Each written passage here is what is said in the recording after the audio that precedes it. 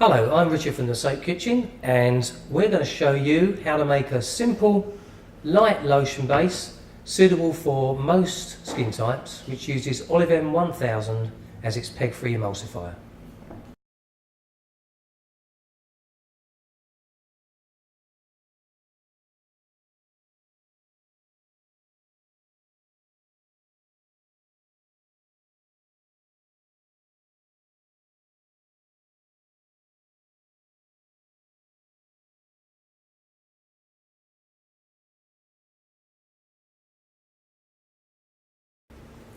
Okay, so this is a two-stage recipe.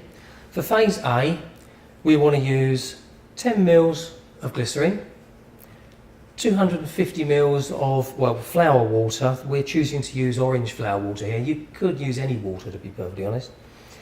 Then you have 12 grams of Olive 1000, that's the emulsifier, 60 millilitres of rice bran oil, 24 grams of shea butter, and 10 millilitres of vitamin E. This is the pure vitamin E, the pourable version.